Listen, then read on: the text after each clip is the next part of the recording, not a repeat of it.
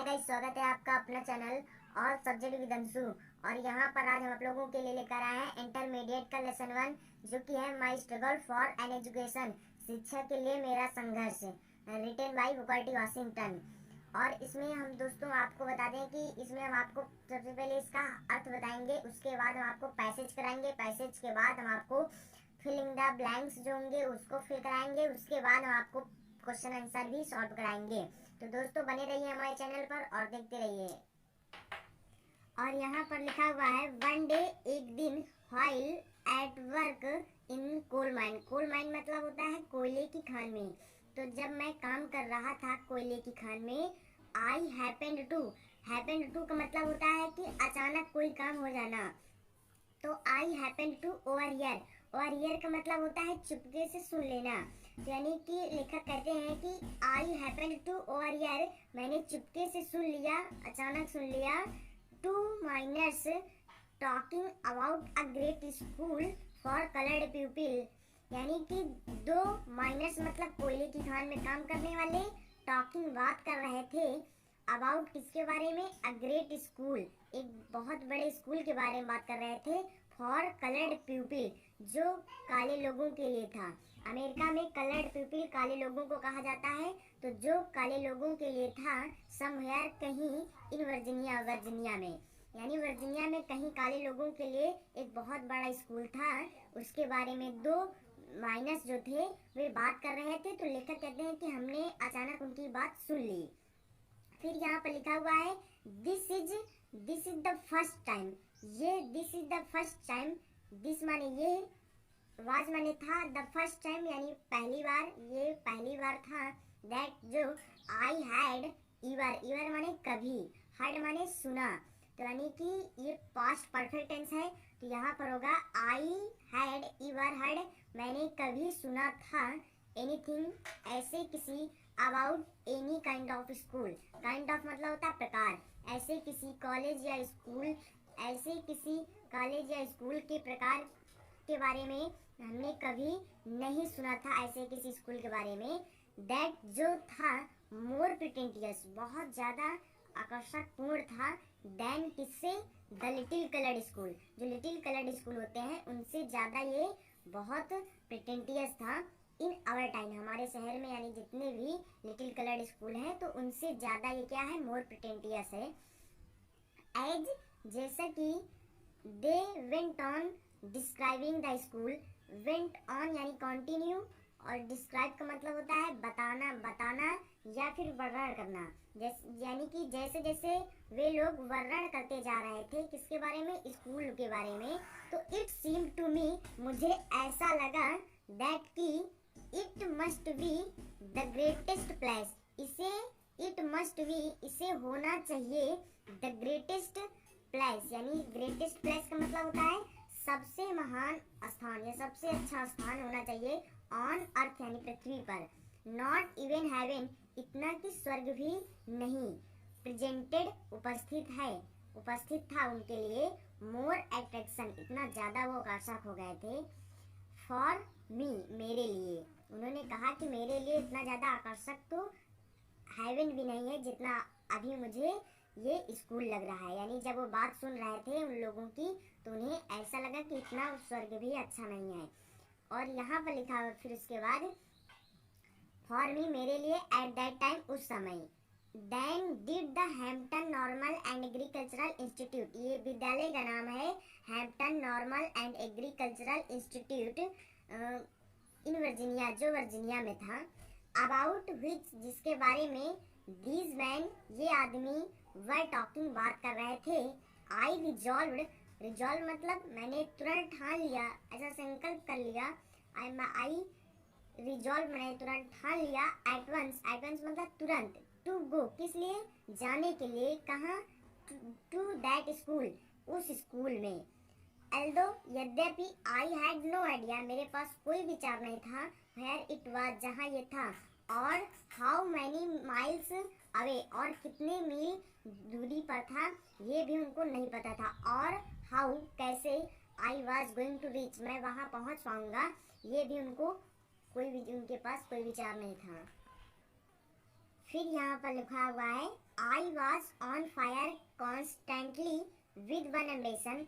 मैं पूरे शबाब में था, पूरे मन से था, पूरे हौसले में था। ऑन फायर का मतलब होता है पूरे हौसले से भरा हुआ। तो I was on fire constantly मतलब लगातार, विद एम्बिशन एक महत्वाकांक्षा, एम्बिशन मतलब महत्वाकांक्षा, एक महत्वाकांक्षा के साथ मैं पूरे शबाब में था, पूरे हौसले से भरा हुआ था। एंड और that was to go to Hampton.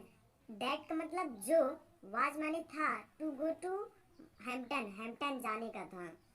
तो हैम्पटन जाने के लिए ये लगातार एक महत्वाकांक्षा के साथ बहुत शबाब में थे, बहुत हौसले से भरे हुए थे कि मुझे अब हैम्पटन जाना है। इन्होंने डिसाइड कर लिया था, लेकिन इन्हें पता नहीं था कि कितने मील दूरी है और कहाँ जाना है और कैसे पहुँचना है। ये सब उनके पास कोई विचार नहीं था। फिर यहाँ पे लिखा है this thought was with me. यह विचार था विद मी मेरे साथ, डे एंड नाइट, दिन और रात। इन द फॉल ऑफ 1872 के अंत में, I determined to make an effort to get there. मैंने सोचा कि क्यों ना एक प्रयास किया जाए वहां जाने का। माई मदर, मेरी माँ, वाज ट्रबल्ड, परेशान थी, विद अ ग्रेव फियर, एक बहुत बड़े डर के साथ, दैट जो था, आई वाज स्टार्टिंग, मैं जो शुरू करने जा रहा था, on a wild goose chase. ये बहुत इंपॉर्टेंट मीनिंग है। On a wild goose chase का मतलब होता है किसी असंभव कार्य हेतु को करने की प्रयास करना। यहाँ पर लिखा हुआ आई वाज स्टार्टेड, मैं शुरू करने जा रहा था एक असंभव कार्य को करने की प्रयास करने जा रहा था। तो इसलिए वो बहुत बड़े डर के साथ बहुत ज़्यादा परेशान थे। एट एनी रेट, किसी भी तरह, आई गॉट, मैंने पाया, ओनली, केवल, हाफ हार्टेड कॉन्सेंट, मतलब कि मैंने पाया, ओनली केवल, हाफ हार्टेड मतलब आधे दिल से, कॉन्सेंट मतलब होता है स्वीकृति, फ्रॉम हर उससे यानी अपनी माँ से। तो आई गॉट हाफ हार्टेड, मैंने स्वीकृति पाई आधे मन से, फ्रॉम हर, दैट जो आई माइट स्टार्ट, मैं शुरू कर सकता था। I had very little money, मेरे पास बहुत कम पैसे थे, थोड़े पैसे थे, with which two by clothes, जिससे कपड़े खरीदने थे, एंड पे माई ट्रैवलिंग एक्सपेंस, और मुझे अपने रास्ते का खर्चा उसमें भी अदा करना था। पे मतलब चुकाना था। माई ब्रदर, मेरा भाई जॉन है, हेल्प्ड मी, उसने मेरी सहायता की, ऑल दैट यानी कि पूरी तरह से, ही कुड, जितना वो कर सकता था। बट लेकिन, ऑफ कोर्स, हाँ अवश्य, that was not a great deal, ये एक अच्छा डील नहीं था। ये एक अच्छा डील ना होने का मतलब है कि जितना वो कर सकते थे उतना तो किया, लेकिन इनके लिए वो उतना प्रयास पर्याप्त नहीं था, इन्हें और पैसों की क्योंकि ज़रूरत थी। फाइनली, अंत में, द ग्रेट डे केम, एक अच्छा दिन आया, एंड आई स्टार्टेड, मैंने शुरू किया, फॉर हैम्पटन, हैम्पटन के लिए।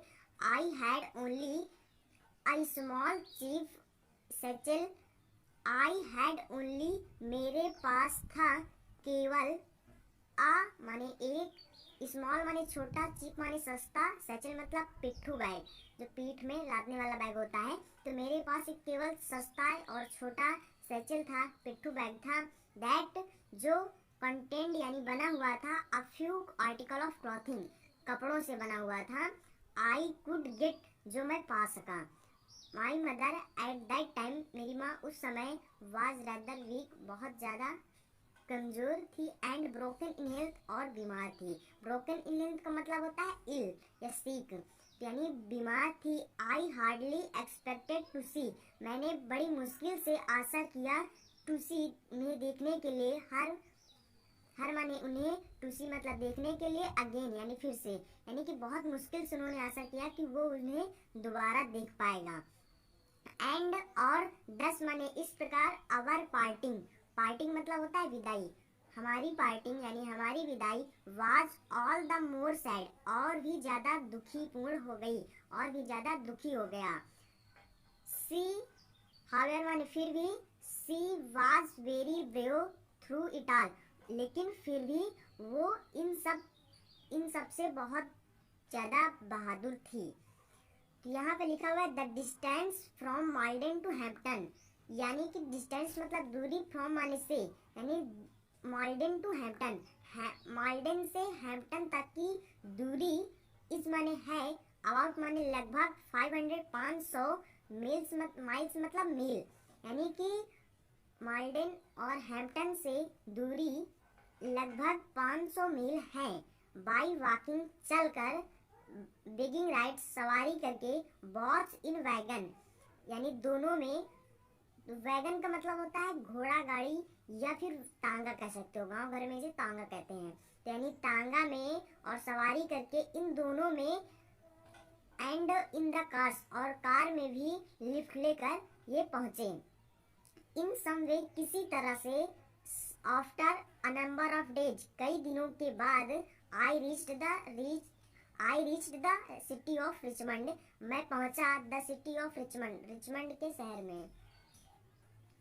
फिर यहाँ पर लिखा हुआ है Virginia about 82 miles from Hampton, यानी हैम्पटन से जो वर्जीनिया था वो लगभग 82 मील्स दूरी पर था। व्हेन जब, आई रीच्ड मैं पहुंचा, दियर मैंने वहाँ, टायर्ड तो मैं वहाँ जब पहुंचा, तो टायर्ड मतलब होता है थका हुआ, और हंग्री मतलब भूखा, एंड डर्टी और गंदा हो चुका था, यानी कि उनके कपड़े जो थे वो गंदे हो चुके थे। तो यानी कहते हैं कि जब मैं वहाँ पहुँचा तो मैं थका हुआ था, भूखा था, और यानी कपड़े उनके जो थे वो गंदे हो गए थे। It was late in the night, यानी जब वो पहुँचे तो बहुत यानी लेट पहुँचे, नाइट में देर रात में पहुँचे। I had never been in a large city, उन्होंने कहा कि मैंने कभी इतने बड़े शहर में मैं कभी नहीं गया था। एंड और this should rather added to my misery, misery मतलब होता है दुख, और ये जो था यानी कि इतने बड़े शहर में नहीं गए थे तो इसलिए उनकी दुख जो हो गया वो और ज़्यादा बढ़ गया। When जब आई रीच्ड रिचमंड, जब मैं रिचमंड पहुंचा, I was completely out of money, यानी मेरे पास पैसे नहीं थे, आउट ऑफ मनी यानी पैसों से बाहर हो गए थे। I had not a single acquaintance, acquaintance का मतलब होता है जान पहचान का, तो आई had never a single acquaintance, मेरा कोई जान पहचान का भी वहाँ नहीं था।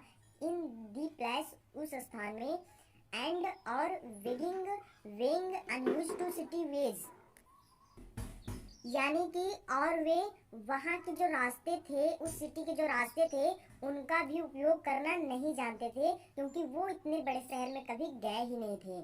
तो यहाँ पर लिखा हुआ है आई डिड नॉट नो, मैं नहीं जानता था, पास्ट इंडेफिनिट टेंस का है।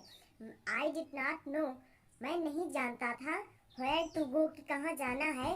आई आस्क्ड मैंने पूछा, एट सेवरल प्लेसेज, सेवरल माने अनेक, प्लेसेज माने स्थानों पर, मैंने कई स्थानों पर पूछा। फॉर लॉजिंग, लॉजिंग मतलब रहने के लिए, बट लेकिन दे ऑल वांटेड, वे सभी चाहते थे, वांटेड मतलब चाहते थे, मनी यानी पैसा चाहते थे, एंड और that was what I did not have, और जो मेरे पास नहीं था। Knowing nothing is better to do, कुछ ना करने से अच्छा है कुछ किया ही जाए। ये बहुत अच्छा सेंटेंस है, इसका मतलब हुआ कुछ ना करने से अच्छा है कि कुछ किया ही जाए। आई वॉकड द स्ट्रीट, मैं गलियों में घूमता रहा या गलियों में टहलता रहा। गाइस अब आगे देखने के लिए आपको पार्ट 2 देखना होगा। So thanks for watching and see you again in part 2।